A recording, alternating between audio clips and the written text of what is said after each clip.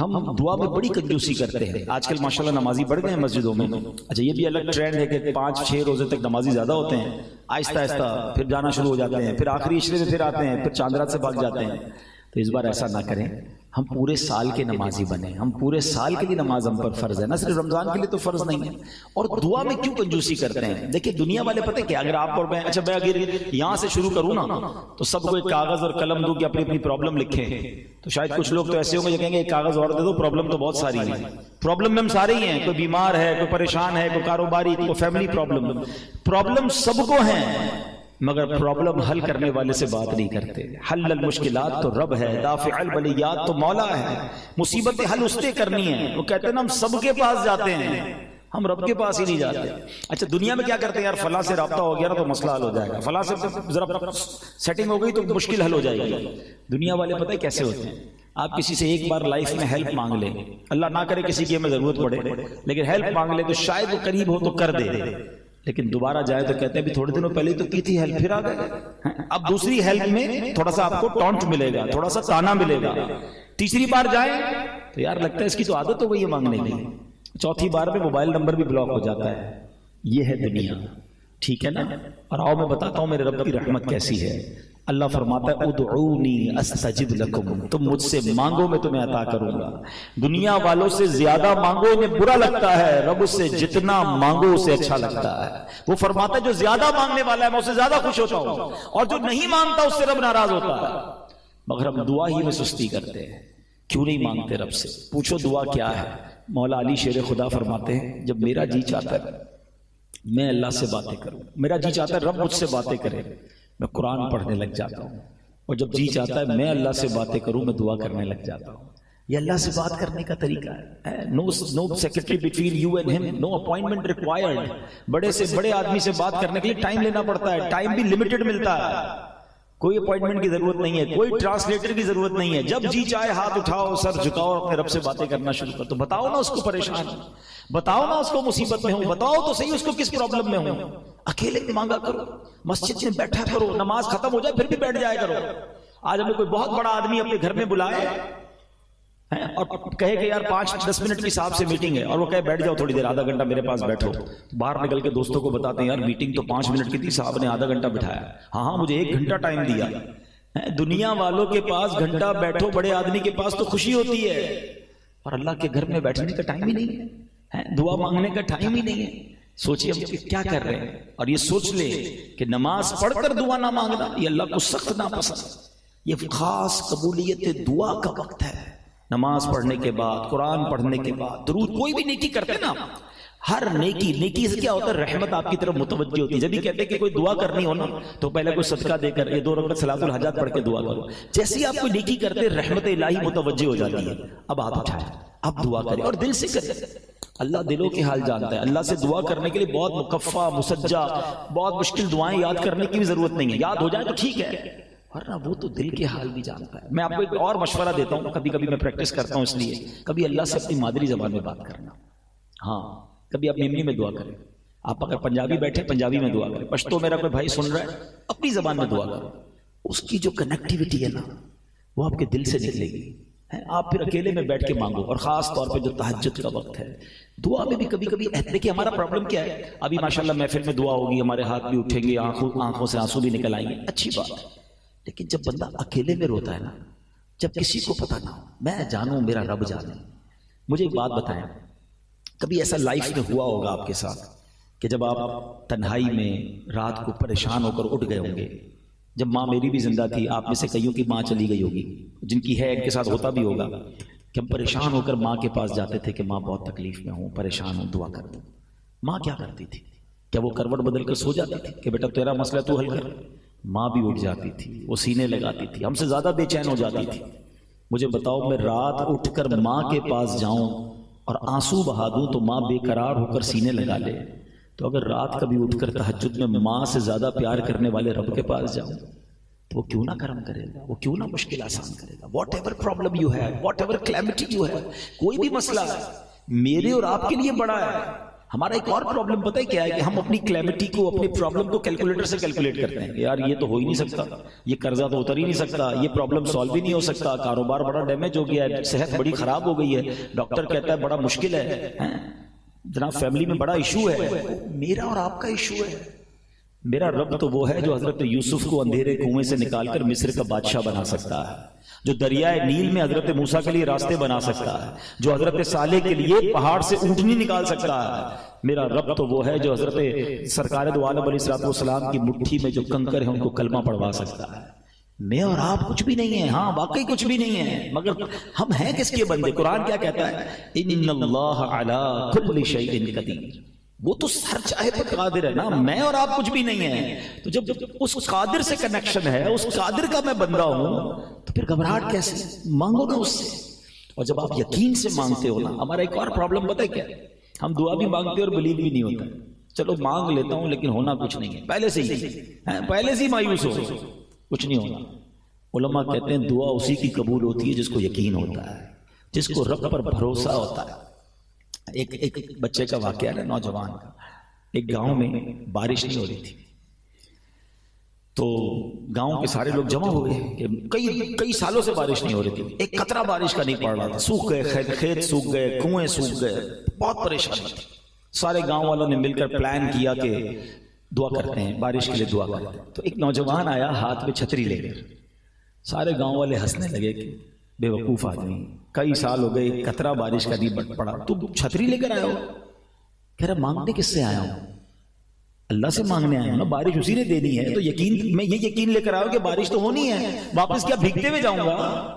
اور علماء کہتے ہیں اسی نوجوان کے یقین کی وجہ سے دعا کے دوران اتنی بارش ہوئی کہ پورا گاؤں بھیگتے ہوئے واپس گیا، وہ نوجوان چھتری لے کر اپنی چھتری کے سائے میں گیا۔ That's belief required، وہ یقین چاہیے، آپ کتنی بڑی پرابلم میں کیوں نہ ہو نا، ہیں وہ کیا خوبصورت بات شاعر مشرق نے کہی نا کہ اگر آج بھی ہو ابراہیم سا ایمان پیدا، واٹ از ریکوائرڈ؟ ایمان ویسا۔ حضرت ابراہیم کا ایمان کیسا تھا؟ آگ میں کود گئے تھے نا، کہ اللہ بچانے والا، اور آگ کیا ہوئی؟ باغ بن گئی نا۔ آپ کے سامنے بڑی آگ ہے، پرابلم ہے، کاروبار کا، فیملی کا، صحت کا، واٹ ایور، چاہیے کیا؟ اگر آج بھی ہو ابراہیم سا ایمان پیدا، آگ کر سکتی ہے انداز گلستان پیدا۔ وہ ایمان مل گیا نا تو آج بھی دکھوں کی آگ بھی گلزار بن جائے گی۔ تو یہ جو اس حدیث کا جو پہلا پارٹ ہے کہ دعا، خدا را ہو سکتا ہے اگلے رمضان میں ہم نہ ہوں، اس رمضان کو ہمیں اپنی زندگی کا آخری رمضان سمجھ کر گزارنا ہے تاکہ زیادہ عبادت کریں نا۔ تو بتا رہا تھا میں اسکیم اور آفر کا کہ سارا سال میں اور آپ دعا کرتے ہیں نا، یا اللہ میری دعا سن لے، میری پکار سن لے، میری توبہ قبول کر لے۔ رمضان میں آسمان دنیا سے آواز لگائی جاتی ہے، فرشتے آواز لگاتے ہیں، ہے کوئی مانگنے والا کہ اس کی دعا قبول کی جائے، ہے کوئی مغفرت کا سوالی اس کی مغفرت کر دی جائے، ہے کوئی توبہ کرنے والا اس کی توبہ قبول کی جائے۔ وہاں سے پکار ہو رہی ہے، تو ہم نے کیا کرنا ہے؟ لبیک میرے مولا میں حاضر۔ لیکن آج کل رمضان میں ایک الگ فینومنا کئی سالوں سے میں دیکھ رہا ہوں کہ کچھ لوگوں نے رمضان کو فوڈ فیسٹیول بنایا، سحری افطاری کے نام پر کبھی کدھر جا رہے ہیں، کبھی کدھر جا رہے ہیں۔ دوست ملتے بھی ہیں تو ایک دوسرے سے بات ہی یہ کرتے ہیں، ہاں بھائی آج کدھر کھانا ہے، آج کدھر چلنا ہے سحری کو؟ ارے بھائی یہ کیوں نہیں پوچھتے آج کدھر دعا میں چلنا ہے، آج کدھر عبادت کرنی ہے، آج کدھر کو مل کے قرآن پڑھیں، آج کدھر جا کے کوئی شبینہ پڑھیں، کوئی تہجد پڑھیں، کوئی نوافل پڑھیں۔ رمضان تو عبادت کے لیے آیا تھا، اس کی راتیں تو سجدوں کے لیے آئی۔ نبی پاک بستر پر نہیں آتے تھے رمضان میں، اتنی عبادت کرتے، اور ہم کیا کر رہے ہیں؟ اور عبادت کریں، دعا کریں، ایسے دوست بنا لیں کہ جہاں اچھا۔ پھر نبی پاک کا ایک اور انداز کیا تھا کہ رمضان میں خوب تلاوت کرتے، یہ نزول قرآن کا مہینہ ہے، اس میں تلاوت قرآن کریں۔ ہم میں سے کئی ایسے ہیں کہ 5 روزہ تراویح پوری ہو گئی ہوگی، کسی کی 7 روزہ پوری ہو گئی، سمجھتا ختم، باقی آگے تراویح پڑھنے کی ضرورت نہیں ہے۔ ٹھیک ہے یہ 5 7 روزہ 10 روزہ تراویح کا ٹرینڈ، لیکن اس کا مطلب یہ نہیں کہ باقی دنوں کی تراویح آپ کو معاف ہو گئی ہے۔ تراویح سنت موقدہ ہے، وہ آپ کو آخری رمضان تک پڑھنی ہے۔ تو خدا را آفرز اور اسکیمز اور ڈسکاؤنٹ جو دیکھتے ہو نا، اللہ کرے کہ رمضان میں جو نیکیوں کی آفر بڑی ہوئی ہے نا، ہم اس پر بھی کام کریں۔ اسی حدیث میں جو اگلا جملہ تھا کہ حضور مجھ پر ایسی لعنت وہ ہرنی کیا کہتے جو آپ کا ذکر سنے اور آپ پر درود نہ پڑھے۔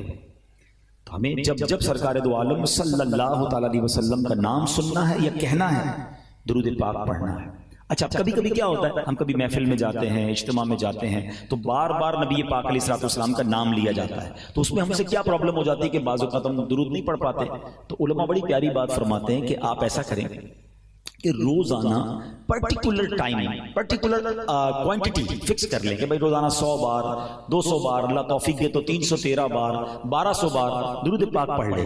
تو اگر آپ نے کسی موقع پر نبی پاک علیہ الصلوۃ والسلام کا نام لیا یا سنا تھا اور درود نہ پڑھ سکے تو یہ اس کا آلٹرنیٹ ہو جائے گا. تو اپنی زندگی میں روزانہ درود پاک کا کوئی ٹائم رکھیں، تسبیح جیب میں رکھا کریں، فضول باتوں سے بچ کر درود پاک پڑھیں، ذکر اللہ کریں. موبائل کے ساتھ گھنٹوں گزار رہے ہیں، دوستوں کے ساتھ گھنٹوں گزار رہے ہیں، ساری رات جناب پاکستان پر ایسے بحث ہو رہی تھی جیسے سارا نظام ہم ہی چلا رہے ہیں. روز ڈالر کا ریٹ چیک کرنا ہے، روز پیٹرول کا ریٹ چیک کرنا ہے، انٹرنیشنل مارکیٹ چیک کرنی ہے، 1 روپے کا ڈالر لینا نہیں ہے، روز ریٹ چیک کرنا ہے. ٹائم بہت ہے نا، ساری ان تمام چیزوں کو چیک کر رہے ہیں جس سے لینا دینا کچھ نہیں ہے، لیکن ٹائم بہت ہے تو تمام کاموں میں فضول ٹائم ضائع کرنا ہے. اب میں سوال کروں کہ کتنوں نے اس بار کتنا قرآن پڑھ لیا ہے؟ تو قرآن پڑھنے کا ٹائم نہیں. اچھا پڑھ بھی لیا تو سمجھے گا کون قرآن؟ انڈرسٹینڈ کب کریں گے؟ اتنی زندگی گزر گئی، رب نے قرآن میں کیا فرمایا ہم اس کے لیے بھی تیار نہیں ہیں. خدا را ایسا نہ کریں. حدیث پاک میں آتا ہے وہ دل ویران ہے جس میں کچھ قرآن نہیں ہے. چیک کرو نا میرے دل میں کتنا قرآن ہے. اور قرآن یہ فرشتوں کے نازل ہونے والا کام ہے. ہاں جس گھر میں قرآن پڑھا جاتا ہے، جس آفس پہ پڑھا جاتا ہے، مبارک ہونے، اور پڑھتے رہا کرو، صرف رمضان نہیں پورا سال. جہاں قرآن پڑھا جاتا ہے نا فرشتے نازل ہوتے ہیں. بلکہ قرآن کیسی شفا ہے کہ ایک بار نبی پاک علیہ الصلوۃ والسلام کی بارگاہ میں ایک شخص آیا. ذرا سنیے کہ پیارے آقا علیہ الصلوۃ والسلام کی بارگاہ میں ایک شخص آیا، اس نے کہا حضور میرے گلے میں درد ہے. تو نبی پاک علیہ الصلوۃ والسلام نے فرمایا قرآن پڑھنا اختیار کرو. ایک شخص حاضر ہوا، اس نے کہا حضور میرے سینے میں تکلیف ہے. پیارے آقا علیہ السلام نے فرمایا قرآن پڑھو. فرمایا وشفاء لما فی الصدور کہ دلوں کی صحت قرآن میں ہے. تو بلکہ قرآن کریم تو مختلف بیماریوں کی بہترین دوا ہے کہ نبی پاک علیہ السلام فرماتے ہیں خیر الدواء القرآن، یعنی بہترین دوا قرآن کریم ہے. سنن ابن ماجہ کی حدیث ہے کہ بہترین دوا قرآن پاک ہے. قرآن پاک کی آیت کون سی ہے؟ وَنُنَزِّلُ مِنَ الْقُرْآنِ مَا هُوَ شِفَاءٌ وَرَحْمَةٌ لِّلْمُؤْمِنِينَ، اور ہم قرآن میں اتارتے ہیں وہ چیز جو ایمان والوں کے لیے شفا اور رحمت ہے. پڑھیں گے قرآن تو برکتیں ملیں گی نا. اور پھر قرآن کو جب انڈرسٹینڈ کرتے ہیں نا، بلیو کریں، جب آپ ڈائریکٹلی قرآن سے کچھ سیکھتے ہیں نا، اس کا جو نور اور اس کا جو سکون دل میں ہوتا ہے نا، انبلیویبل. اب میں صرف وقت تھوڑا ہے لے کر تو میں 2 صورتیں آیا تھا، لیکن میں چلیں ایک قرآن پاک کی صورت آپ کے سامنے پیش کرتا ہوں. اللہ کریم نے ماہ رمضان میں ایک ایسی رات عطا کی ہے جو one of the amazing night ہے. قرآن اچھا قرآن پاک میں کسی چیز کا ذکر آ جائے نا، علماء بیٹھے ان سے آپ پوچھیں کہ ذکر آ جانا بھی بہت بڑی بات ہے. تو یعنی جس کا ذکر آ جائے نا تو اس کی سگنیفیکنس بڑھ جاتی ہے. مگر جس رات کا میں ذکر کرنے جا رہا ہوں، اس رات کا ذکر نہیں آیا. اس رات کی امپورٹنس بیان کرنے کے لیے قرآن پاک میں پوری سورت نازل کر دی گئی ہے. ایک آیت بھی نہیں، پوری سورت dedicated for that particular night. Try to understand the importance of that night کہ کیسی رات ہے کہ جس کا ذکر نہیں کیا اس کے لیے پوری سورت نازل کر دی ہے. اور کس خوبصورت انداز میں بیان کیا اس سورت کے بارے میں. اللہ قرآن میں فرماتا ہے بسم اللہ الرحمن الرحیم انا انزلناہ فی لیلۃ القدر وما ادراک ما لیلۃ القدر لیلۃ القدر خیر من الف شہر تنزل الملائکۃ والروح فیہا باذن ربہم من کل امر سلام ہی حتی مطلع الفجر. ودن اے منٹ تلاوت پوری ہو جاتی ہے، مگر اس کی امپورٹنس، اس کی جو اندر کی ایسنس ہے، کبھی ہم نے اس کو لینے کی کوشش کی. آئیے پہلے ذرا تھوڑا سا اس کا ترجمہ سنتے ہیں، پھر اس قرآن پاک کی سورت کا شان نزول آپ کو بیان کروں گا، ایمان تازہ ہو جائے گا. اب اس میں اللہ فرماتا ہے بے شک ہم نے اسے شب قدر میں اتارا. انا انزلناہ فی لیلۃ القدر، قرآن شب قدر میں نازل ہوا ہے. اب یہاں ایک بعض اوقات ذہن میں سوال آتا ہے کہ قرآن تو جبریل امین لے کر آتے تھے نبی پاک کے پاس، وہی لے کر کبھی باری باری آتے تھے، تو شب قدر میں کیسے نازل ہوا؟ تو اس کی ڈفرینشیٹ، اس کو تطبیق علماء نے یہ کیا کہ شب قدر میں اللہ کریم نے لوح محفوظ سے یہ قرآن آسمان دنیا پر نازل کر دیا، اور پھر آسمان دنیا سے 23 سال کے عرصے میں پیارے آقا کی عمر مبارک 63 سال اور 40 سال کی عمر میں پہلی ملاقات ہوئی تھی حضرت جبرائیل سے غار حرا میں. پہلی وہی آئی تھی نا. تو یہ 23 ایئرز کے اندر بتدریج پارشلی قرآن جبریل امین لے کر نبی پاک کے دل اقدس پر لے کر آئے. مگر شب قدر جو ہے یہ قرآن لوح محفوظ سے آسمان دنیا پر نازل کر دیا گیا. اچھا اب قرآن آگے فرماتا ہے وما ادراک ما لیلۃ القدر، تم نے کیا جانا لیلۃ القدر کیا؟ یہ بڑی عجیب سی بات ہے دیکھا جائے تو. قرآن ہم سے کیوں پوچھ رہا ہے؟ اے اللہ کے کلام، ہم سے سوال کیا جا رہا ہے کہ تم نے کیا جانا لیلۃ القدر کیا ہے. تو علماء بڑی پیاری بات فرماتے ہیں کہ قرآن کا اسلوب ہے، قرآن کا ایک خوبصورت اسٹائل ہے کہ whenever Quran try to emphasize something اور try to explain something big، کوئی بڑی بات جب قرآن نے کرنی ہوتی ہے نا، جب اللہ کا کلام ہماری توجہ چاہتا ہے تو اللہ قرآن ہی میں سوال فرماتا ہے وما ادراک ما لیلۃ القدر. آپ نے القارعۃ ما القارعہ وما ادراک ما القارعہ، یہ اور 2-3 جگہ پر بھی موجود ہے کہ قرآن خود پوچھتا ہے کہ بتاؤ یہ کیا ہے. پھر سبحان اللہ اگلی آیت میں قرآن خود ہی جواب دیتا ہے وما ادراک ما لیلۃ القدر، تم نے کیا جانا لیلۃ القدر کیا ہے. اب سنو اگلی آیت میں فرماتا ہے رب لیلۃ القدر خیر من الف شہر، لیلۃ القدر 1000 مہینوں سے بہتر ہے. اب یہاں بھی ایک سوال ذہن میں پیدا ہوتا ہے کہ 1000 مہینے جو ہیں یہ ہمارے حساب سے کوئی پرٹیکولر گنتی نہیں بنتی ہے. 83 سال اور 4 مہینے بنتے ہیں. 100 سال بتا دیے جاتے، 80 سال بتا دیے جاتے ہیں. ایگزیکٹلی 1000 مہینوں کی بات کیوں ہوئی ہے؟ سبحان اللہ. جبھی تو کہتے ہیں قرآن پڑھو اور اس کے پس منظر، اس کی تفسیر ہمیں پتہ ہونی چاہیے. اب سنیے، ہوا یہ تھا کہ نبی پاک علیہ السلام، اس کے بہت سارے شان نزول علماء نے بیان کی. بہت خوبصورت واقعہ شان نزول میں ملتا ہے کہ نبی پاک علیہ السلام نے ایک بار صحابہ کرام علیہ رضوان کے سامنے ایک بہت خوبصورت واقعہ بیان کیا. بنی اسرائیل کا ایک بزرگ تھے جن کا نام تھا حضرت شمعون رضی اللہ تعالیٰ. پیارے آقا علیہ السلام نے فرمایا کہ حضرت شمعون، میں حدیث کا خلاصہ پیش کرتا ہوں کہ ایک ایسے بزرگ تھے جنہوں نے 1000 مہینوں تک کیسے عبادت کی کہ دن کو روزے رکھے، رات قیام میں گزاری اور اللہ کی راہ میں جہاد بھی کرتے تھے اور بڑے اسٹرانگ تھے، ویری ٹو مچ پاورفل. اچھا اب ان کی جو دشمن تھے نا وہ پریشان ہو جاتے تھے. جو کفار تھے وہ لڑتے تھے، سب کو گرا دیتے تھے. اب کوئی چال چلتی نہیں تھی ان کی. تو ان ظالموں نے کیا کیا، آپ کی بیوی کو لالچ دے کر، پیسوں کا لالچ دیا کہ کسی طرح ہمیں یہ گرفتار کروانے میں مدد کرو. بیوی لالچ میں آ گئی. اس مکار عورت نے کیا کیا، اپنے شوہر کو حضرت شمعون کو رات کو رسی سے باندھ دیا کہ صبح اٹھیں گے تو میں کافروں کو بلا کر حوالے کر دوں گی. اب جب رسیوں سے باندھا اور وہ لوگ آنے سے پہلے حضرت شمعون کی آنکھ کھلی، انہوں نے اپنے آپ کو رسیوں میں بندھا دیکھا تو ہاتھ ہلایا تو رسیاں ٹوٹ گئیں. فرمایا اللہ نے تو مجھے بہت طاقت دی ہے، رسیاں کیا میرا بگاڑیں گے؟ کہتی نہیں حضرت میں تو آپ کی طاقت چیک کر رہی تھی. ٹھیک ہے. دوسرے دن اس عورت نے رات کو زنجیروں سے باندھ دیا کہ اب کیسے نکلیں گے. آپ صبح اٹھے، ہاتھ ہلایا تو زنجیریں ٹوٹ گئی. عورت کہتی میں تو آپ کی طاقت چیک کر رہی تھی. آپ نے کہا مجھے اللہ نے بڑی طاقت دی ہے سوائے میرے بالوں کے. اب یہاں اس حضرت شمعون کی زبان سے یہ نکل گیا، پہلے کی جو شریعت تھی نا اس میں بڑے بال رکھنے کی مردوں کو اجازت تھی. ہم نبی پاک کے امتی ہیں، ہماری شریعت میں مرد کو کندھے سے نیچے بال رکھنا حرام ہے، یاد رکھیے گا. اور عورتوں کو کاندھے سے اوپر بال رکھنا حرام ہے. یا الٹا ہو گیا، مرد کے بال اتنے بڑے بڑے ہونے لگ گئے، پونیاں باندھتے ہیں مرد، اور عورتیں اتنے چھوٹے بال کرا رہی ہیں کہ جناب پتہ ہی نہیں چلتا. کبھی کبھی تو کوئی بندہ جا رہا ہو اتنے بڑے بال ہوتے لگتا ہے کوئی خاتون جا رہی ہے، جب پیچھے مڑ کے دیکھتے پتہ نہیں آ رہی تو مرد ہی ہے. تو کیوں کرتے ہیں ایسا؟ مسلمان ہیں، ہماری کوئی پہچان ہے اور جو شریعت کا حکم ہے اس پر عمل کریں. بہرحال حضرت شمعون کو اس عورت نے رات کو انہی کے بالوں سے باندھ دیا. اب آپ صبح اٹھے تو اپنے آپ کو چھڑا نہیں سکے. اب ان ظالموں نے کیا کیا کہ آپ کو بڑی بے دردی سے شہید کیا، آپ کو کاٹا، آپ کے ٹکڑے ٹکڑے کیے. اب جب آپ کو شہید کیا نا تو اللہ کی غضب کی ایسی بجلی نازل ہوئی کہ جتنے یہ قتل کرنے والے تھے یہ سب کے سب ان کی بیوی سمیت سب راکھ ہو گئے. اچھا اب یہ واقعہ نبی پاک علیہ السلام نے صحابہ کے سامنے سنا، میں نے بھی آپ کے سامنے سنایا. آپ کے ذہنوں میں کیا بات آ رہی ہے؟ ہمارے ذہنوں میں کیا بات آتی ہے؟ یار یہ بزرگ کتنے بڑے بزرگ تھے، کتنی محنت کی اور کیسے ظلم کے ساتھ شہید ہوئے. واقعی یہ تو ہے، مگر صحابہ کرام کا سوچنے کا انداز ہی نرالا تھا. کیا خوبصورت مائنڈ سیٹ تھا. کہتے ہیں حضور یہ پچھلی قوم کے لوگ تو ہم سے آگے بڑھ گئے. 83 ایئرز اور 4 مہینے تو روزے رکھے انہوں نے، رات عبادت کی، جہاد بھی کیا، شہید بھی ہو گئے. ان کی عمریں اتنی بڑی تھی، یہ تو ہم سے آگے بڑھ گئے اور ہم تو اتنی عمر ہی نہیں ہماری، ہم تو پیچھے رہ جائیں گے. ان کی نیکیاں ہم سے زیادہ ہیں. یہ ہے مائنڈ سیٹ صحابہ کرام کا.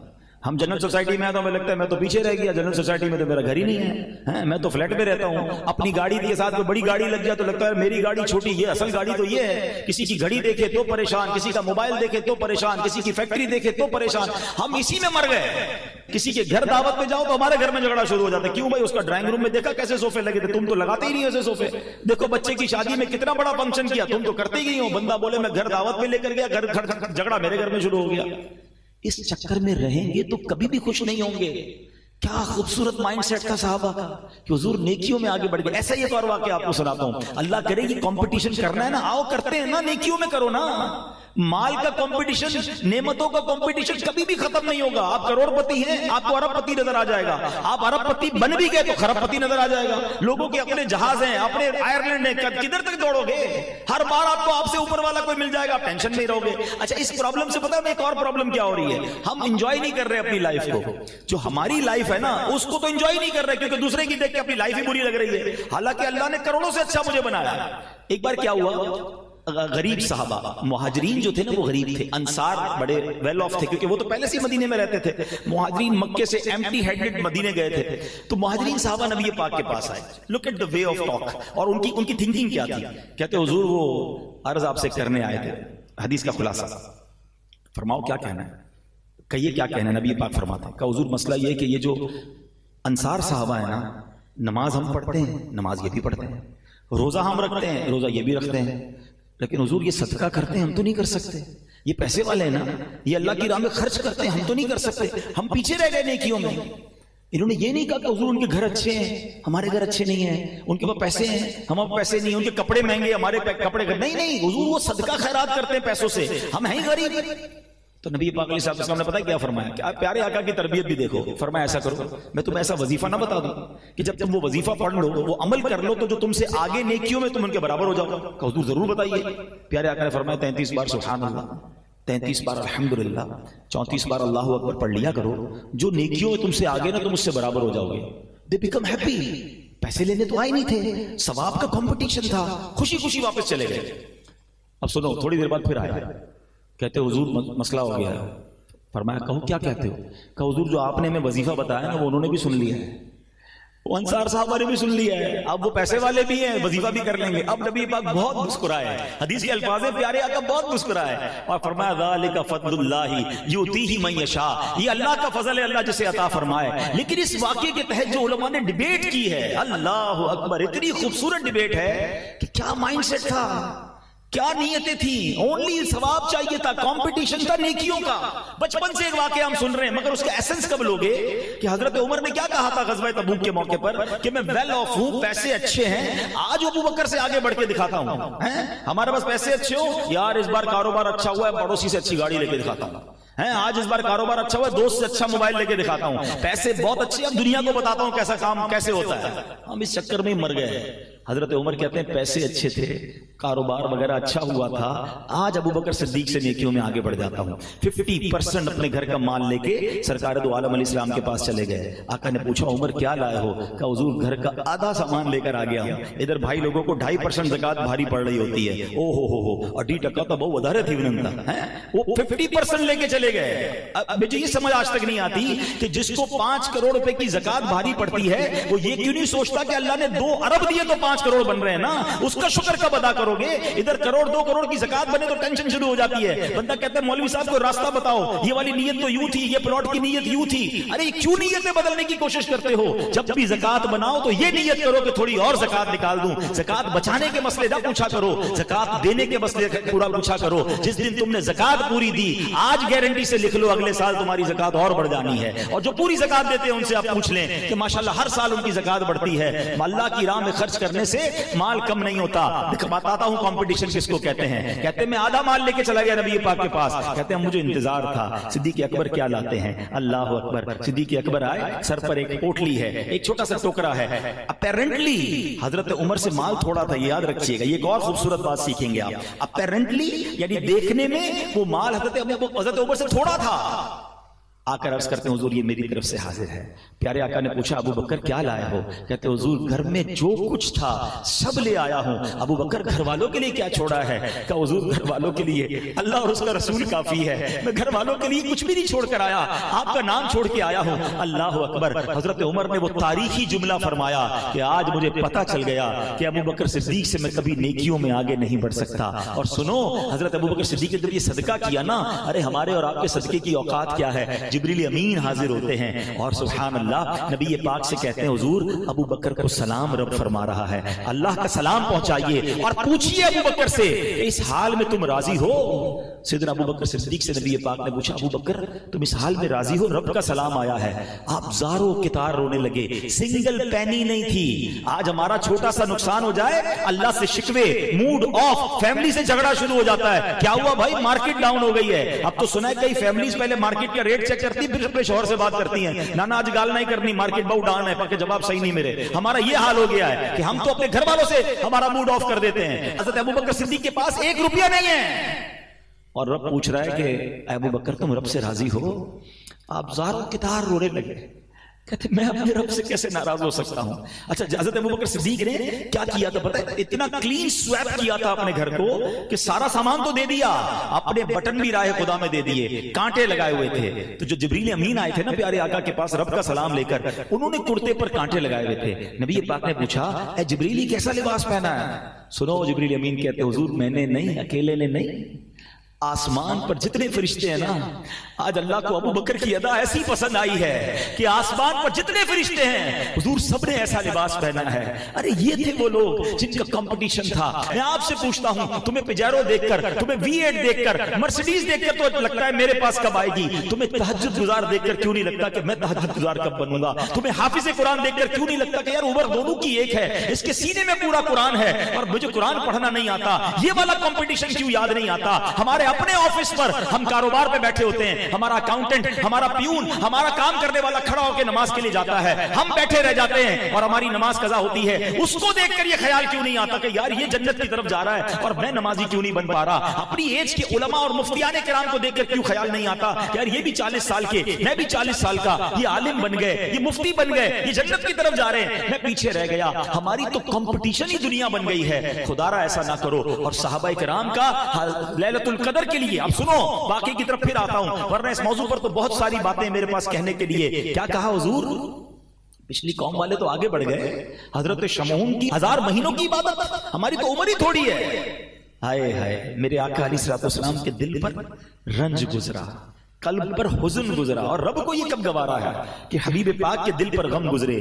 جبریل امین آتے ہیں، کہتے حضور غمزدہ نہ ہو، آپ کے رب نے آپ کی امت کو ہر سال ایک رات ایسی دے دی ہے کہ جو اس رات میں عبادت کرے گا وہ حضرت شمعون کی 1000 مہینوں کی عبادت سے آگے بڑھ جائے۔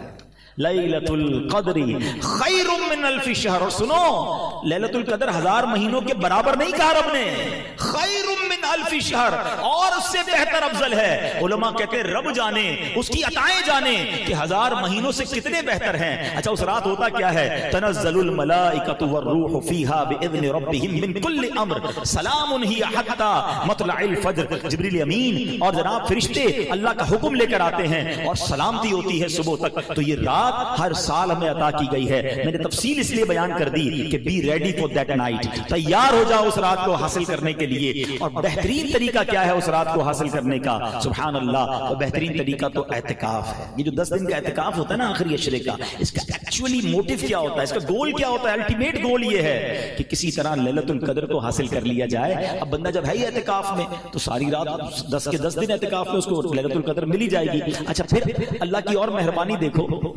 کہ یہ نہیں فرمایا کہ پورے سال میں کوئی بھی رات لیلۃ القدر ہوتی ہے، ہمیں 365 راتوں میں عبادت کر کے ڈھونڈنا پڑتا تھا۔ یہ بھی نہیں فرمایا کہ رمضان کی کوئی رات ہوتی ہے، اور نیرو سرچ کر دی گئی ہے۔ حدیث میں فرمایا آخری عشرے کی تاک راتوں میں سے ایک رات لیلۃ القدر ہے، 21ویں، 23ویں، 25ویں، 27ویں یا 29ویں۔ اب ان 5 راتوں کو پلیز ٹارگٹ کر کے رکھیں۔ میں اور آپ 83 سال 4 مہینے عبادت نہیں کر سکتے، نارملی جیتے بھی نہیں ہیں اتنا، اور 83 سال کے روزے، 83 سال کی رات کی عبادت، اور اللہ کی راہ میں جہاد کر کے شہید ہونے والے حضرت شمعون تھے نا، ان سے زیادہ ثواب مل سکتا ہے۔ تو اب بتائیں کیسی اسکیم ہے، کتنا پریپیئر ہونا چاہیے۔ مگر ہم نے تو آخری عشرے عید کی شاپنگ کی پلاننگ کی ہوئی ہوتی ہے۔ تو یہاں میں یہ مشورہ دوں گا اگر ہو سکے تو اعتکاف میں بیٹھیں۔ لیکن اب اعتکاف میں بھی ایک نیا ٹرینڈ شروع ہو گیا ہے، یہ اسمارٹ فون ساتھ جاتا ہے اعتکاف میں، 4 دوست بھی ساتھ جاتے ہیں تو پتہ چلا بیٹھے تو اعتکاف میں الٹا اور فضول باتیں کر کے گناہ لے کر آ رہے ہیں۔ یاد رکھیے گا مسجد میں جب بھی جائیں نا فضول باتوں سے بچنا ہے۔ احادیث میں مضمون ملتا ہے مسجد میں فضول بات کرنا آپ کے نیکیوں کو اس طرح کھا جاتا ہے جیسے آگ لکڑی کو کھا جاتی ہے۔ فرمایا مسجد میں کہہ کہا قبر میں اندھیرا لاتا ہے، تو نہ ہنسنا ہے نہ مسجد میں فضول باتیں کرنی۔ اب آتے ہیں کہ لیلۃ القدر کی رات جبریل امین زمین پہ تشریف لاتے ہیں فرشتوں کے ساتھ اور عبادت کرنے والوں سے مصافحہ کرتے ہیں، اور فرمایا حضرت پیارے آقا علیہ السلام نے پوچھا ہے جبریل اس رات اور کیا ہوتا ہے، یعنی عرض کرتے ہیں حضور سب کی بخشش ہو جاتی ہے، حدیث پاک کا خلاصہ سوائے 4 قسم کے لوگوں کے۔ اب آپ سوچیں کہ لیلۃ القدر بھی کچھ لوگ ایسے ہوں گے جن کی بخشش نہیں ہوگی، وہ کون 4 ہیں؟ فرمایا شراب کا عادی، ماں باپ کا نافرمان، رشتہ داری کاٹنے والا اور عداوت رکھنے والا، مسلمانوں کے درمیان دوریاں کرنے والا، ایک دوسرے کے ساتھ تعلق ختم کرنے والا۔ ٹرائی ٹو انڈرسٹینڈ، ایسی مبارک رات بھی یہ 4 قسم کے لوگ نہیں بخشے جائیں گے۔ اب شراب کا عادی، خدا نہ خواستہ اگر میرا کوئی بھائی یہاں مجھے سن رہا ہے، انٹرنیٹ پر سنے گا، خدا را توبہ کر لو۔ اچھا آپ ان 4 جرموں کی امپورٹنس سمجھے، کتنے بڑے جرم ہیں۔ آپ نے شب برات کے بارے میں بھی سنا ہوگا کہ قبیلہ بنو کلب کی بکریوں کی تعداد کے مطابق مسلمان بخشے جاتے ہیں، گناہگار بخشے جاتے ہیں، مگر کچھ لوگ نہیں بخشے جاتے۔ آپ کو وہاں بھی یہ لوگ نظر آئیں گے، شرابی وہاں بھی نہیں بخشا جاتا، ماں باپ کا نافرمان وہاں بھی نہیں، رشتہ داری کاٹنے والا ادھر بھی نہیں بخشا جاتا۔ اس کا مطلب یہ کتنے بڑے گناہ ہیں، مگر کسی کو احساس ہی نہیں ہے۔ اب تو سنا ہے شادیوں میں کولڈ ڈرنک کی طرح شراب پی جاتی ہے۔ اچھا شراب پیتے نہیں ہے تو کہتے ہیں میں تو بیٹھتا ہوں دوستوں کے ساتھ، کمپنی دیتا ہوں۔ آپ کو پتا ہے میرے آقا علیہ السلام نے 10 قسم کے لوگوں پر لعنت ایک ہی حدیث میں فرمائی ہے۔ مفتی صاحب بیٹھے، شراب پینے والا، پلانے والا، اٹھانے والا، بیچنے والا، لانے والا، یعنی ہر کیٹیگری پر لعنت فرما دی۔ اور ہم کہتے ہیں میں بیٹھتا ہوں، ادھر بیٹھتا ہوں جدھر رب کی لعنت برس رہی ہے۔ ذرا سوچے نا ہم کیسی گیدرنگ میں بیٹھتے ہیں۔ یہ جتنے شرابی، جواری، چور، اچکے، غلط کام کرنے والے جتنے آپ کو مل جائیں پوچھ لو ان سے یہ عادت کدھر سے ملی ہے؟ گھر والے تھوڑی سکھاتے ہیں، یہ وہی گیدرنگ ہے جو شرابی بناتی ہے، جو نشئی بناتی ہے، جو چور بناتی ہے، جو غلط کاموں کی طرف لے جاتی ہے۔ سارے کام نارملی بری دوستوں سے ملتے ہیں، مگر ہم کہتے ہیں نہیں میں بہت پکا ہوں، آؤ تو خالی بیاں تو میں تو صرف کمپنی دیتا ہوں۔ مجھے بتاؤ نا کبھی ایک فرسٹ گراؤنڈ فلور پر آگ لگ جائے تو فرسٹ فلور پہ کوئی رہتا ہے؟ بلڈنگ فوراً خالی کرتے ہیں کہ نہیں یار یہ آگ اوپر بھی آ جائے گی۔ جہاں لعنت برس رہی ہے، جہاں رب ناراض ہو رہا ہے، ان کے ساتھ بیٹھے ہوئے ہو۔ Please try to change your company. میں آپ کو ایک اور بات بتاتا ہوں، یہ ہمارا سالانہ مسئلہ ہے۔ ہر سال تقریباً مسجد نماز پڑھنے لوگ لگ جاتے ہیں۔ ہر سال کیا ہوتا ہے ہمیں کہ رمضان کے بعد نماز نہیں پڑھتے۔ اچھا ہر سال وعدہ کرتے ہیں کہ یار اب میں پکا نمازی بنوں گا، اب توبہ کروں گا۔ 27 رمضان کو رو رو کے دعا کرتے ہیں، پھر پہلی 4 رات کو کیا ہوتا ہے؟ صرف ایک پرابلم ہے کہ آپ انہی دوستوں کے ساتھ دوستی لگاتے ہیں کہ رمضان کے بعد ہم ٹوپی لگائے نا تو لوگ خیر تو ہے مولوی ہو گیا، کیا پڑھ لی نا رمضان میں جتنی پڑھنی تھی، اب جمعہ پڑھ لینا۔ اب وہ دوست ٹونٹ کرتے ہیں رمضان کے بعد اگر ہمارے اندر کوئی چینجنگ آئے نا دینی تو جانا اسی رات کو بیٹھنا انہی کے ساتھ ہے، تو وہ ہمیں اتنا ٹونٹ کرتے ہیں کہ ہم نیک نہیں بن پاتے۔ اگر واقعی آپ نے نیک بننا ہے نا you have to change your good company. آپ کو اچھی کمپنی کی طرف آنا ہوگا، بیڈ کمپنی سے نکلنا ہوگا۔ تو دوبارہ آتا ہوں میں، تو یہ ہو گیا شراب کا عادی۔ دوسرا ماں باپ کا نافرمان۔ خدا را اپنے ماں باپ کو مت ستانا۔ ماں باپ راضی تو رب راضی۔ جس کے پاس ماں باپ ہے نا قدر کر لو، پوچھو ان سے جن کے ماں باپ چلے گئے۔ خدا کی قسم رمضان میں بہت یاد آتے ہیں، اپنے ماں باپ کی قدر کیجیے، خوب دعائیں لیجیے۔ ماں باپ راضی ہو گئے نا تو انشاءاللہ خیر ہو جائے گی۔ اور تیسرے نمبر پر فرمایا رشتہ داری کاٹنے والا۔ یہ بھی بڑا پرابلم ہو گیا ہے۔ میں ہم تو فلاں انکل کے گھر نہیں جاتے، فلاں چاچی کے پاس نہیں جاتے، فلاں ماموں کے پاس کیوں نہیں جاتے؟ انہوں نے دعوت میں نہیں بلایا تھا، انہوں نے افطار پہ نہیں بلایا تھا، گئے تو اچھے طریقے سے ملے نہیں۔ اتنی چھوٹی چھوٹی بات پر ہم رشتہ داریاں کاٹ لیں گے۔ خدا را محبتوں والا مہینہ ہے، برکتوں والا مہینہ ہے، ایک دوسرے سے تعلق بنا لیں، اس کو گھر پہ افطاری بھجوا دیں، اپنے گھر پہ بلا لیں، کچھ نہیں جاتا۔ اچھا میں جب اس طرح کے بات کرتے ہیں نا تو دماغ میں شیطان ڈالتا ہے یار مولانا صاحب بات تو ٹھیک کر رہے ہیں مگر غلطی تو ان کی تھی نا، میں کیوں معافی مانگوں، میں کیوں آگے جاؤں؟ کوئی بات نہیں۔ ہماری بیمنی کا ایک جملہ ہے نا، جو نمیوں وہ اللہ کے گمیوں جھک جائے، کوئی بات اللہ کی رضا کے لیے معاف کر دیں۔ اچھا ایک بات اور بتائیں، ہم سب کیا دعا کر رہے ہیں آج کل؟ یا اللہ میرے صغیرہ گناہ بھی معاف کر دے، میرے کبیرہ گناہ بھی معاف کر دے، میری ساری خطائیں معاف کر دے۔ یہی دعا ہے نا؟ ہم نے معاف کر دیا اللہ کے بندوں کو، یعنی ہم معاف کرنے کے لیے کسی کو تیار نہیں ہے۔ اللہ سے کہہ رہے ہیں اللہ تو سب معاف کر دے، پہلے خود کو معاف کرو۔ دل میں لے کے بیٹھے ہوئے ہیں، چھوڑوں گا نہیں، موقع ملنے کی دیر ہے پھر بتاؤں گا، سارے ریونج دل میں، اور اللہ سے کہہ رہے ہیں اللہ تو مجھے سارے گناہوں کو معاف فرما دے۔ ارے مزہ اس میں کہ آپ سب کو معاف کرے، پھر اللہ سے کہیں کہ یا اللہ مجھے معاف کر، میں بندہ ہوں نا، میں جو کر سکتا تھا میں نے کر دیا، جس نے بھی میرا دل دکھایا، جس نے بھی مجھے تکلیف دی، میں نے سب کو معاف کیا، اے کریم اب تو مجھے معاف فرما دے۔ کاش یہ ذہن ہمارا بن جائے، جس دن آپ کا یہ ذہن بن گیا نا معافی کا، درگزر کا۔ اچھا نعتیں سب سنتے ہیں، سلام اس پر کہ جس نے گالیاں سن کر دعائیں دیں، سلام اس پر کہ جس نے خون کے پیاسوں کو قبائیں دیں، دشمن آ جائے تو چادر بھی بچھا دیتے ہیں، سب جھوم جھوم کر سنتے ہیں، اور ہم نہیں چھوڑیں گے۔ بولا کیسے میرے سامنے؟ اچھا ہم نے معاف بھی نہیں کرنا، درگزر بھی نہیں کرنا، اور باتیں بڑی بڑی کرنی ہیں۔ آپ اس کی کانسیکوینسز سمجھ جائیں کہ رشتہ داری کاٹنے والا شب قدر کو نہیں بخشا جائے گا۔ اچھا آپ اس رشتہ دار سے رابطہ کر لیں، وہ آپ کو کہے گا بھی 2 اوور بعد خیال آیا ہے، اتنے ٹائم بعد آپ کو خیال آیا، بولا ہاں یار بیان سنا، شب قدر آ رہی ہے، معاف کر دو، مل جاتا ہے۔ یقین کرے تھوڑی سی کوشش کے بعد محبت بڑھ جائے گی، اور اگر پھر بھی وہ آپ سے نہیں ملتا تو آپ بری ہو جائیں گے کہ آپ نے پہل کر دی، آپ نے محبت کا قدم بڑھا دیا۔ ہاں لیکن وہ قدم بھی محبت والا ہونا چاہیے۔ ہمارے ایک اور مسئلہ بھی ہے کہ کبھی کوئی غلطی ہو جائے نا تو معافی بھی ایسے مانگتے ہیں جس کی معافی مانگنے کی ضرورت ہوتی ہے۔ بھائی ہو گیا نا یار، معاف کر دو، بول تو رہا ہوں، اب معافی مانگ رہا ہوں، اور کیا پھر بھی نہیں کر رہے معاف؟ پتہ نہیں معافی مانگ رہے ہو لڑائی کر رہے ہو۔ معافی ایسے نہیں ہوتی ہے، لجاجت سے ہوتی ہے، پیار سے ہوتی ہے۔ تو اللہ کی رضا کے لیے نرمی کے ساتھ رشتہ داری جوڑ لیجئے۔ اگر کسی رشتہ دار کے ساتھ دوری ہے نا، اللہ ناراض ہو جائے گا۔ ہمیں جنت میں جانا ہے، تھوڑی دن لائف ہے، محبت کے ساتھ پیار کے ساتھ رہیے۔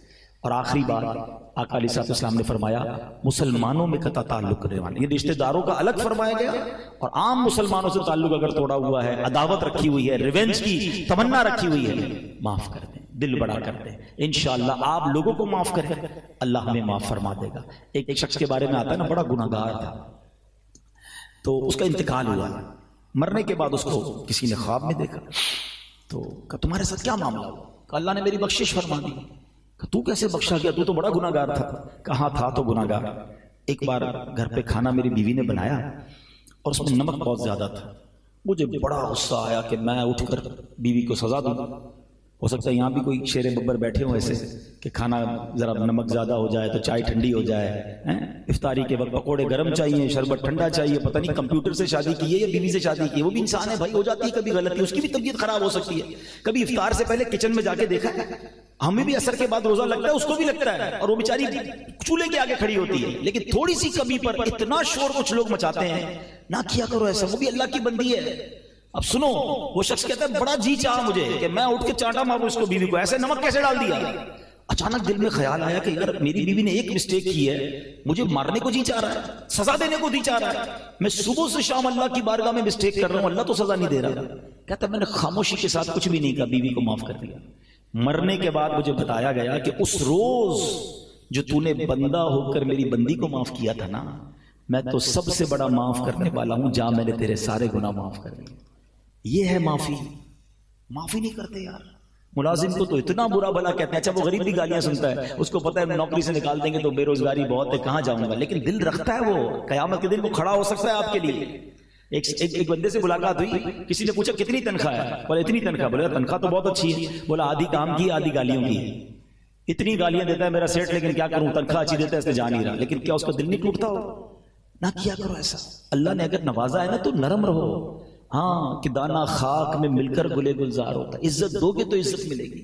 تو بہرحال ہمیں یہ بات سیکھنی ہے آج کہ محبت سے پیار سے زندگی گزارے۔ اگر میری یہ بات کسی کو یاد آ رہی ہے نا، مثال دیتا ہوں، کوئی میرا بھائی میری بہنیں سن رہی ہیں کہ یار کسی سے واقعی ہم نے زیادتی کر دی ہے، بے شک وہ آپ کا ملازم ہے، مانگ لے معافی۔ ہاں ہمارے پیر و مرشد امیر علیہ سنت ایسی تربیت فرماتے ہیں مدنی چینل پر، جبھی تو میں کہتا ہوں دیکھا کرو۔ آپ نے ایک بار فرمایا کہ باپ نے اگر بیٹے کے ساتھ زیادتی کی ہے نا تو باپ کو بیٹے سے معافی مانگنی پڑے گی، شوہر نے بیوی کے ساتھ زیادتی کی ہے تو شوہر کو بیوی سے معافی مانگنی پڑے گی۔ ہے بڑی عجیب بات کہ شوہر بیوی سے مانگے، باپ بیٹے سے مانگے۔ فرمایا سیٹھ نے ملازم کے ساتھ زیادتی کی ہے تو اس کو ملازم سے معافی مانگنی پڑے گی۔ اور فرماتے پیر نے مرید کے ساتھ زیادتی کی ہے، اگر دل آزاری کی ہے تو پیر کو مرید سے معافی مانگنی پڑے گی۔ اور پھر کیا خوبصورت بات فرمائی کہ یہ باتیں کیوں سمجھ نہیں آ رہی آپ کو، کہ خود نبی پاک علیہ الصلوۃ والسلام اپنے صحابہ کے درمیان اعلان کیا کرتے کہ اگر کسی کا حق آتا ہے تو مجھ سے لے لے، بدلہ لینا ہے تو مجھ سے لے لے۔ کونین کے والی کا یہ انداز ہے، اور ہم کہ میں کیسے معافی مانگوں؟ معافی مانگنے سے عزت کم نہیں ہوتی ہے، اللہ اور بڑھاتا ہے، اللہ اور عزت بڑھاتا ہے. تو اگر کبھی ہو گیا ہے نا، بلکہ میں مشورہ بھی دوں گا، کوئی عزت نہیں جاتی. کبھی اکیلے میں ہی بے شک اپنی زوجہ سے بھی معافی مانگ لی، اپنے بچوں سے بھی معافی، بیٹا کبھی میری کوئی بات بری لگ گئی ہو تو اللہ کی رضا کے لیے معاف کر دیں. برا نہیں لگے گا، آپ کی عزت اور بڑھ جائے گی اور گھر میں ماحول بن جائے گا. کبھی گھر والوں کو بھی شکریہ ادا کر دیا کرو. گھر میں اچھا ماحول بنانا نا، کبھی چائے لے کر آئے، کبھی کھانا لے کر آئے، جزاک اللہ، بہت شکریہ. تھوڑے دیر وہ کہیں گے طبیعت تو نہیں خراب ہو گئی آپ کو، کیا ہو گیا شکریہ ادا کر رہے ہیں، کیونکہ آج تک کبھی نہیں کیا ہوگا. لیکن کوئی بات نہیں، اس سے محبت پیار اور اس کی بھی دل جوئی ہوگی نا. تو اس طرح اگر زندگی گزاریں گے، اور یہی میرے آقا کی سنت ہے. نبی پاک کا یہی تو انداز تھا کہ اپنی ازواج کے ساتھ، اپنی فیملی کے ساتھ کیا خوبصورت ماحول یہ سکھاتا ہے ہمارا دین. اچھا ہمارا ایک اور پتہ ہے ٹارگٹ کیا ہوتا ہے؟ اگر میں آپ سے پوچھوں کہ آپ کی سب سے زیادہ محبت کس کے ساتھ ہے یا سب سے زیادہ برتاؤ اچھا کس کے ساتھ کرتے ہو، تو کوئی کہے گا یار بیسٹ فرینڈ تو وہ ہے. اچھا میرا بہت اچھا برتاؤ میرے کسٹمر کے ساتھ. ہو دکان پہ گاہک آ جائے، کوئی بڑا کسٹمر آ جائے، اچھو آئی سب بھی ہو، بیٹھے کھانا کھایا کہ نہیں کھایا؟ نہیں آپ کو کھانا تو کھا کے جانا پڑے گا، چائے تو پی کے ہی جائیں گے آپ. ارے بھائی جلدی آؤ، ملازم کو بلائیں گے کیوں کسٹمر ہے. اب میں بتاتا ہوں، نبی پاک علیہ السلام فرماتے ہیں تم میں بہترین وہ ہے جو اپنے گھر والوں کے ساتھ بہترین ہے. اور پھر آقا نے فرمایا سن لو، میں تم سب سے زیادہ اپنے گھر والوں کے ساتھ بہترین ہوں. ہم گھر والوں کے ساتھ بہترین ہیں. کچھ لوگ تو ایسے ہیں جب گھر میں جاتے ہیں تو ایمرجنسی نافذ ہو جاتی ہے. اچھی ہے، جلدی کرو، استری کرو ورنہ خیر میں ان کا کھانا ریڈی نہیں ہوگا، ایسا لگتا ہے ایمرجنسی آ جاتی ہے. اچھا آپ کو کبھی چیک کرنا ہو نا کہ آپ گھر میں آپ کا ایٹیٹیوڈ کیا ہے، آپ اکیلے میں چیک کر لیجئے گا. آپ جب گھر میں جاتے ہیں تو گھر والوں کے چہرے پہ مسکراہٹ آتی ہے یا ٹینشن آتی ہے؟ سب الرٹ ہو جاتا ہے، اچھا خاصا مسکرا رہے ہوتے ہیں، یہ صاحب اندر گئے سب کی مسکراہٹ غائب. ٹینشن، جلدی ہر چیز ٹائم پہ ہونی چاہیے ورنہ خیر نہیں ہے. یار بندہ ہے کہ انسپیکٹر ہے؟ گھر میں گھر جیسا بندہ بن کے رہے. حضرت عمر کیا فرماتے ہیں؟ گھر میں رہو تو بچہ بن کے رہو، باہر رہو تو مرد بن کے رہو نا. ہم تو گھر جا کر مردانگی دکھا رہے ہوتے ہیں، میں اتنا بڑا آفیسر ہوں گھر میں بھی آفیسر ہوں، اتنا بڑا سیٹ ہوں تو گھر میں بھی سیٹ ہوں. گھر والوں کے لیے گھر کا فرد بنے. میرے آقا اپنے نواسوں کو کاندھے پہ اٹھاتے تھے، میرے آقا سجدہ کرتے تھے تو حسنین کاندھے پہ رکھ بیٹھ جاتے تھے. گھر کی فیملی کے ساتھ فیملی ممبر بننا ہے، تب لائف اچھی گزرے گی. تو خاص اس حدیث پر ہم عمل کرنے والے بنے کہ تم میں بہترین وہ ہے جو اپنے گھر والوں کے ساتھ بہترین ہے. تو بہرحال آج میں نے مختصراً سورہ قدر کا تعارف پیش کیا. ٹارگٹ کر لیں سورہ قدر کو. ایک فارمولہ دے دیتا ہوں، 5 راتیں تو پتہ ہے نا، ان 5 راتوں میں آپ نے 5 کام کرنے ہیں. نمبر 1، چاہیں تو اس کو موبائل میں نوٹ کر لیں. 5 کام کیا کرنے ہیں؟ عشاء کی جماعت اور فجر کی جماعت با جماعت پڑھنی ہے. حدیث پاک میں آتا ہے، روایتوں میں آتا ہے، جو عشاء اور فجر با جماعت پڑھ لے اسے ساری رات عبادت کا ثواب ملتا ہے. تو پہلے تو یہ ٹارگٹ لازمی کریں. سیکنڈ، اللہ پاک توفیق دے، تراویح تو پڑھنی ہے، اس رات میں صلاۃ التسبیح پڑھ لیں. صلاۃ التسبیح پڑھ لیں یا کم از کم 12 نوافل پڑھ لیں، یعنی ہم ورائٹی آف عبادت کریں گے. پھر اس رات سورہ ملک پڑھیں اور اللہ توفیق دے تو 1 پارہ، زیادہ پڑھ سکے تو 2 پارے تلاوت کر لیں. نمبر 4، اس رات جو ہے اگر ماں باپ حیات ہیں تو ان کی دستبوسی کر کے ان سے دعائیں لے لیں، ماں باپ کی خدمت کا ثواب کما لیں. ماں باپ چلے گئے تو ان کی قبر پر چلے جائیں. اور نمبر 5، اس رات کچھ نہ کچھ چیریٹی کریں. اگر پیسے کم ہیں 100 روپے کے 5 لفافے بنا لیں. 5 راتیں اللہ نے اور دی، 1000 کے بنا لیں، 10,000 کے بنا لیں، جیب میں رکھ لیں. کسی بھی غریب کو کسی بھی اچھے کام میں آپ اس 5 راتوں میں دیں. اب ہوگا کیا؟ ان 5 میں سے جو بھی رات لیلۃ القدر ہوئی نا، ملٹی پلائی بائی 1000 مہینے ہر نیکی کا ثواب مل جائے گا. لیلۃ القدر خیر من الف شہر. پلان کر کے، ٹارگٹ کر کے، کوئی کھانا پینا نہیں اس رات. دوستوں کو کہہ دو، کبھی کبھی سیزن ہوتا ہے کنٹینر لگے ہوئے ہوتے ہیں فیکٹری میں، تو کیا کہتے ہو؟ نہیں بھائی آج نہیں آ سکتا، میرا کنٹینر جا رہا ہے، میرا بہت بڑی اہم میٹنگ ہے، 10-12 دن بہت کام ہے، بعد میں کھا پی لیں گے، بعد میں گھوم لیں گے. فیملی کو ٹائم نہیں دیتے جب سیزن آتا ہے. یہ لیلۃ القدر نیکیوں کا سیزن ہے، یہ آخری عشرہ دعاؤں کا سیزن ہے. بعد میں کر لینا سارے کام. بھائی پلیز ان راتوں کو ٹارگٹ کر کے خوب عبادت کر لیں، انشاءاللہ خوب برکتیں حاصل کریں گے. ہمیں نہیں پتا اگلے رمضان میں ہم دنیا میں ہوں گے کہ نہیں. اس میں ایسی نعمت حاصل کر لیں کہ ہم سب کی بخشش ہو جائے. اور اب آخری بات کر کے ہم بیان کو ختم کرتے ہیں کہ ہمیں عید سے پہلے، عید کی نماز سے پہلے ایک اور نیکی کرنی ہے اور وہ فطرہ دینا ہے. اچھا فطرے کے بارے میں آتا ہے، فطرہ واجب ہے جو صاحب نصاب ہیں یا صاحب استطاعت ہیں ان پر. فطرہ جو ہے جب تک بندہ ادا نہیں کرتا اس کے روزے اور نمازیں عبادتیں معلق رہتی ہیں، لٹکی ہوئی رہتی ہیں. جب وہ ادا کرتا ہے تو وہ آسمان کی طرف جاتی ہیں اور اللہ کی بارگاہ میں قبول ہوتی ہیں. تو فطرہ ادا کرنا عید کی نماز سے پہلے، رمضان میں بھی ادا کیا جا سکتا ہے. بہتر ہے جمعۃ الوداع کو ادا کر دیں. تھوڑا سا نیکیاں زیادہ کمانی ہے تو ملٹی پلائی بائی 70 ہر جمعے کو نیکی ہوتی ہے. جمعۃ الوداع کو پہلے ادا کر دیں. لیکن یہاں میرا ایک چھوٹا سا درد بیان کر دیتا ہوں. فطرہ کون سا ادا کرتے ہیں؟ پچھلے کئی سالوں سے جو اعلان ہوتا ہے گندم کا، بھائی پوری حدیث تو پڑھ لیں. تھوڑا سا جان تو لیں کہ نبی پاک نے کیا صرف گندم کا فطرہ اعلان کیا ہے؟ میرے آقا نے حدیث پاک میں 4 فطرے اعلان کیے ہیں، کھجور کا، جو کا، کشمش کا اور گندم کا۔ 4th کیٹیگری، لوئسٹ کیٹیگری کیا ہے؟ گندم کا فطرہ ہے، اور ہم بھی گندم کا فطرہ دیں گے۔ کبھی ایسا ہوا کہ عید کے کپڑے لینے گئے ہوں کہ یار دکان پہ کیا سب سے سستا والا کپڑا دکھا دو، عید کے لیے لینا ہے، سب سے سستے والے جوتے دکھاؤ بچے کے لیے لینے ہیں، اپنے لیے برانڈڈ چیزیں ہیں، افطاری میں 50 قسم کا سامان ہے، فطرہ کون سا دینا ہے؟ گندم والا۔ یہ کیوں؟ اللہ کی راہ میں دے تو بہترین دینا۔ یہ بھی شکرانے کا ایک انداز ہے کہ اللہ تو نے کروڑوں سے مجھے اچھا بنایا، روز افطار میں اجوا کھجور ہے تو بھائی اجوا کھجور کا فطرہ دو نا، لیکن انشاءاللہ اللہ کی راہ میں خوش دلی سے خرچ کریں گے۔ فرشتے ہمارے پیسے اللہ کی بارگاہ میں نہیں لے جاتے، ادھر دل دیکھا جاتا ہے کہ یہ بندہ مجھ سے محبت کرتا ہے، اپنے مال سے محبت کرتا ہے، جب میری باری آتی ہے تو کیسا خرچ کرتا ہے۔ 4 پارے کی پہلی آیت ہے لن تنالوا البر حتى تنفقوا مما تحبون، تم ہرگز بھلائی کو نہیں پہنچ سکتے جب تک اپنی سب سے پیاری چیز اللہ کی راہ میں خرچ نہ کرو، تو پیاری دیا کرو نا۔ اللہ کی باری، اللہ کی راہ میں خرچ کرنے کی باری آتی ہے، کپڑے پرانے ہو گئے کسی غریب کو دے دو، جوتے پھٹ رہے ہیں کسی فقیر کو دے دو، کھانا بچ گیا چلو مدرسے میں بھجوا دو، سب چیزیں بچنے والی پھینکنے والی اللہ کی راہ میں دینی ہے، بہترین اچھی چیزیں، اور خوش دلی کے ساتھ جب آپ دینا شروع کرو گے نا تو اللہ تعالیٰ اسی حساب سے اپنی رحمتوں سے آپ کو اور نوازے گا۔ سورہ قدر کا جو ہم نے تعارف سنا، اس رات کی قدر کرنے کی توفیق عطا فرمائے، اور اب جب رمضان کے دن رہ گئے ہیں اس میں خوب عبادت کرنے کی توفیق عطا فرمائے، آمین بجاہ النبی الامین صلی اللہ تعالی علیہ وسلم۔